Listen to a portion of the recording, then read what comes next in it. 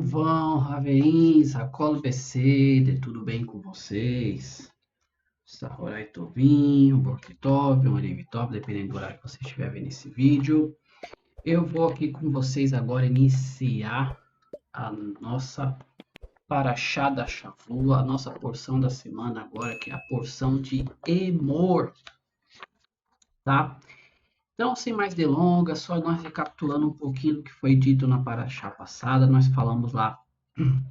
Terminamos ali na sétima porção, falando justamente para não se consultar, né? Você não consultar nem On, nem Edoni, que seriam os feiticeiros ali daquela época, os necromantes que faziam consulta dos mortos, tá? Tem na playlist ali, para achar que é do Shin, só você ver, tá bom? E sem mais delongas, vamos fazer aqui a leitura da nossa primeira parte da porção da Paraxá, da semana Paraxá de Emor, tá? E o que quer dizer Emor? Vamos chegar lá, vamos ler aqui em hebraico, a gente já chega nessa parte. Diz assim, ó, Vaiomer Adonai el Moshe Emor el HaKohani bnei Aharon ve'amata alehi lenefesh lo Itamar ba'ma'iv. Então a palavra Emor aqui em hebraico é El Moshe Emor, ou seja, Deus falou para Moisés dizendo, tá? Para ele dizer, dizendo-lhes, né? No caso plural, para quem? Para os filhos do sumo sacerdote Aharon, ou seja, os dois filhos que haviam sobrado, né? Ali já que Nadav e Aviú haviam morrido, tá? E Deus fala para Moshe falar para justamente esses filhos de Aharon o seguinte, que nenhum deles, né, se torne impuro por uma pessoa morta entre o seu povo, tá? Ou seja, os Kohen, não somos sacerdote, os Kohen, eles não poderiam, no caso aqui, se impurificar por um morto, tá? Mas nós vamos ler aqui que tem uma categoria. Tem uma menção aqui dentro do judaísmo em relação ao começo dessa porção, por que ela começa justamente falando sobre essa questão de Emor, tá? Irashi ele comenta assim, que o texto fala assim, né? Emor el hakohanim, né? Ou seja, diga aos sacerdotes, filhos de Aarão, dizendo-lhe, diga-lhes, vem alertar o adulto em relação aos menores, tá? Cuidando para que os mesmos não se impurifiquem, ou seja, vem falar justamente, alertar o adulto em relação aos menores, o adulto advertir, ensinar os menores, tá? Aqui ele traz uma explicação posteriormente, por quê? Porque justamente toda vez o texto ele fala justamente o contrário. Ele fala para Aharon, né, dizer posteriormente. Agora o texto diz não. Bnei Aharon Hakohani, né? Ou seja, os filhos de Aharon, os Kohen. Então aqui ele entende, na verdade, que é a obrigação dos adultos ensinarem os filhos, ensinarem os menores, tá bom? Então vamos lá. Nós terminamos aqui o versículo 2 que diz assim, né? O versículo 1, 2 diz assim: por seu parente mais próximo, sua mãe, seu pai, seu filho, sua filha, seu irmão. Ou seja, a Torá vem aqui no versículo 2 dizendo que exceto, né? Ou seja, exceto por um parente muito próximo. Aí ele dá uma lista. Imá, a mãe, Avi, que era seu pai, seu filho, né? Sua filha, seu irmão. Sua irmã virgem se ela é próxima dele e ela nunca se casou. Aqui tem uma explicação por que a Torá traz justamente essa explicação da irmã virgem, né? Rashi ele fala assim, que ela nunca se casou, ou seja, ela não manteve relações. Então, se ela morreu virgem, ele pode até então se impurificar por ela, tá? Vamos lá. Ele deve impurificar-se por ela. O marido não pode se impurificar entre o seu povo para profanar-se. Não deve fazer, ou seja, o marido aqui não pode se impurificar pela sua mulher, tá? Ó, Rashi ele fala assim, vamos ler aqui o comentário de Rashi. Justamente ele não pode se purificar pela sua esposa falecida, que era imprópria para ele. Aí você vem aqui, trata-se de uma mulher com a qual o sacerdote não poderia ter se casado, por exemplo, uma mulher convertida ou divorciada. Tá? E por que ele ficou profanado enquanto ela esteve casada com ele? Ou seja, Rashi ele já adentra aqui justamente falando que não era qualquer pessoa, não era qualquer mulher. Era uma mulher a qual ele estava casado, a qual ela era proibida para ele. Então, por ela, ele não deve se impurificar. Tá? Este é o significado simples do versículo, como comentar aqui. O marido não pode se purificar por sua esposa enquanto ela ainda estiver entre o seu povo, ou seja, enquanto ela tem parentes não Kohanim, que pode cuidar do seu enterro, não sendo, portanto, um falecido abandonado. É uma mitzvah, né? Ou seja, acho que já comenta aqui.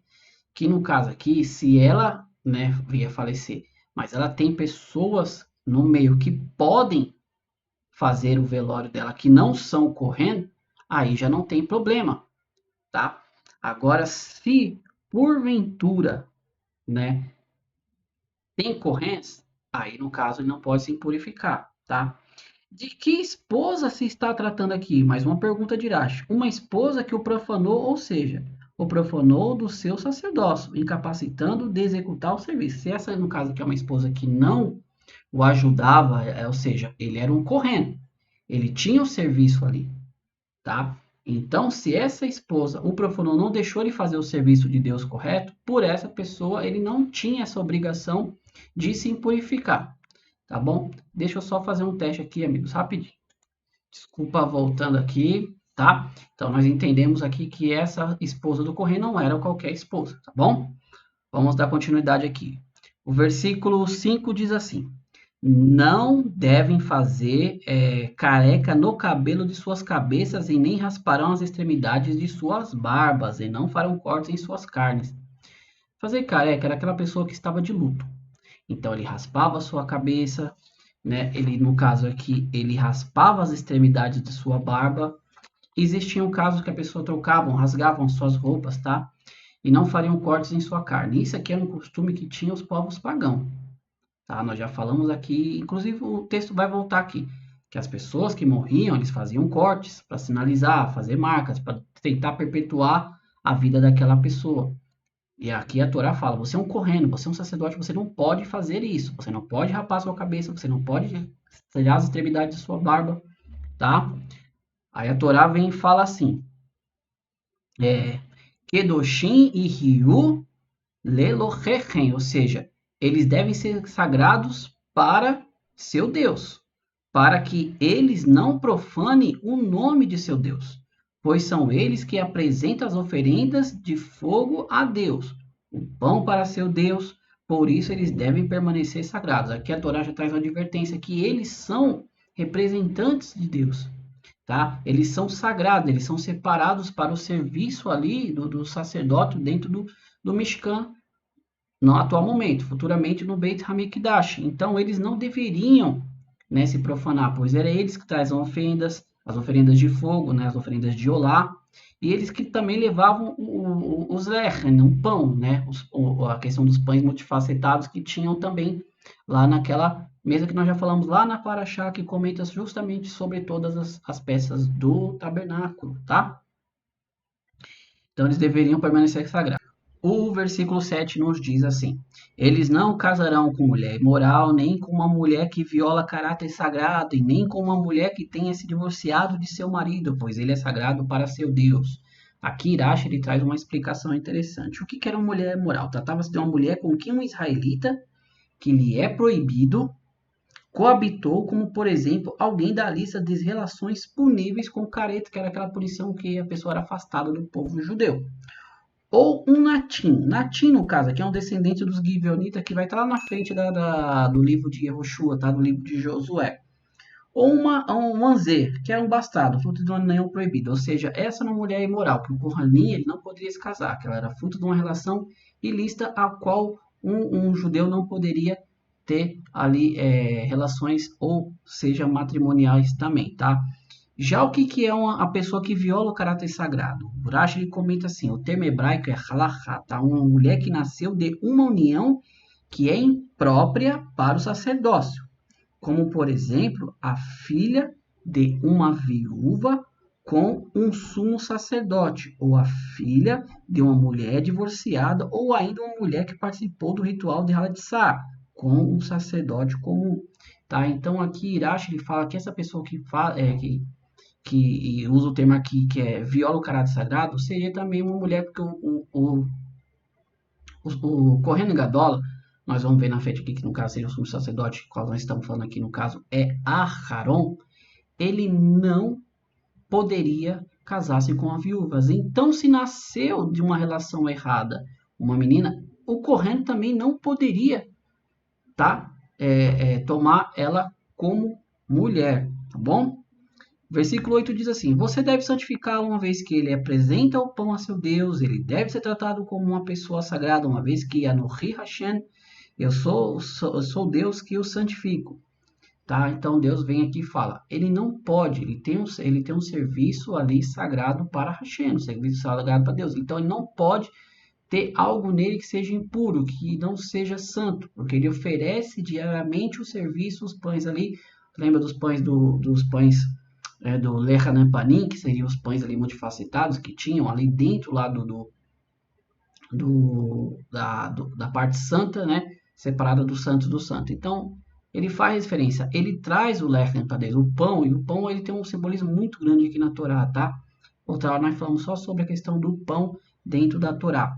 O versículo 9 diz assim, se a filha do sacerdote se purifica cometendo adultério, ela profanou a posição sagrada de seu pai, ela deve ser queimada no fogo. Esse texto aqui ele é bem literal, tá? Nós não vamos adentrar aqui, eu já expliquei isso na outra porção, tá? Que essa questão da Torá de falar, tal pessoa tem que ser morta com tal tipo de punição, tá? Você pode pegar aqui todos os livros em diante da Torá, né, no Bamidbar ou Devarim, e posteriormente ali na época de Yehoshua, você vai ver isso aqui muito pouco, né, quase nulo aconteceu. Por quê? Porque isso aqui já é uma advertência, tá? Ou seja, aquilo que a gente comentou numa porção anterior, que você pensa bem, está nascendo um povo, tá? E esse povo ele está ali sendo instruído pelas as mitzvot de Deus, tá? Então qualquer algo que vier a acontecer e deixar e não ninguém tomar uma posição, aquilo vai permanecer e vai frutificar, vai dar fruto, vai multiplicar. Nós sabemos como isso funciona aqui no nosso país. Se uma pessoa comete uma infração e ela não é punida, começam a se surgir mais e mais tipos de pessoas praticando não só aquela mesma infração como outras, ou seja, porque não há uma justiça. Então, a Torá ela fala sobre essa questão da filha aqui do Cohen que se prostituiu, do Cohen, ela ser morta, justamente para ela não, ali no caso, esse tipo de situação não se prolongar, esse tipo de situação, ele não se propagar maior ainda no meio do povo judeu. Versículo 10 diz assim, Varra Kohen, Hagadola, aqui já vem falar justamente o que? Do Kohen, do sacerdote, né, do sumo sacerdote, que está elevado entre seus irmãos, sobre cuja cabeça o óleo da unção foi derramado e que foi consagrado para usar as vestes. Ele não andará com seu cabelo sem cortar, não permitirá que suas vestes sejam rasgadas. Ou seja, aqui a Torá já vem no versículo 10 falar do sumo sacerdote, o Kohen Gadol, que ele não poderia andar com os cabelos crescidos, porque quem fazia isso também era quem estava em sinal de luto. Tá? Ele tinha que estar ali com todas as suas vestes, sobre a cabeça dele tinha derramado aquele óleo, né, da Meshihá, da onde veio o termo Machia, ele era consagrado, então ele não poderia andar dessa maneira, tá bom? Ele não entrará em contato com qualquer corpo morto, ele não deve se purificar por seu pai ou por sua mãe, ele não poderá deixar o santuário, ele não profanará o caráter sagrado do santuário de seu Deus, já que a coroa do óleo da unção de seu Deus está sobre ele. Anohi Hashem, Ani Hashem. Então, o Kohen Gadol, o sumo sacerdote, diferente dos Kohanim, no caso aqui, os seus dois filhos, ele não poderia se purificar nem pelo seu pai, nem pela sua mãe, tá? Então, ele teria um caráter muito mais elevado ainda do que os próprios Kohanim, né? Já que ele era o único que entrava ali dentro do Santo dos Santos. tá bom? Então ele não deveria demonstrar essa questão, tanto que como nós vemos, como Nadav e Avihu faleceram ali logo na inauguração do Mishkan ali, do tabernáculo, Aharon não pôde nem ter um tempo para fazer velório, diz que ele não pôde nem se enlutar, ele tinha que continuar. Nós falamos sobre isso também, né, na Parashá, justamente que comenta sobre a morte de Nadav e Avihu, tá bom? Só você ver aí na nossas playlists das Parashot, tá? Ele deve se desposar com uma virgem. Ele não se deve desposar uma viúva, uma divorciada, uma mulher que viola o caráter sagrado, uma mulher moral. Ele pode desposar somente uma virgem de seu próprio povo, ou seja, todas aquelas proibições que tinha para os Kohanim, né? Para ele era mais elevado ainda, que a mulher ela tinha que ser uma virgem, né? Ela não poderia ter qualquer outro tipo de caráter que viesse a desonrar, desconsagrar todo o serviço do Kohen Gadol.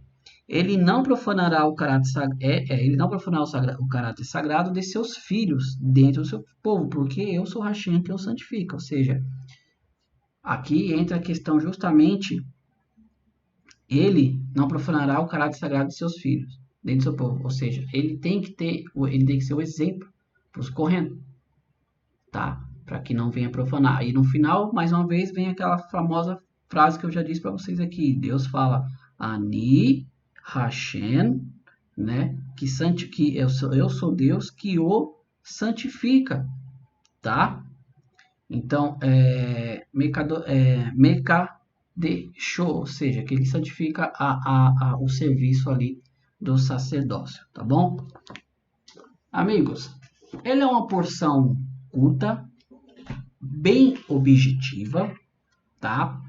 Então, nós vamos ver que essa paraxá de Emor agora, ela vai tratar justamente sobre um pouquinho do caráter ali do serviço, da santidade do Kohen, mas vai tratar justamente sobre as festas de Deus, tá? Inclusive, como nós estamos aqui na contagem do homem, são 49 dias de contagem do homem, inclusive hoje nós estamos contando, tá?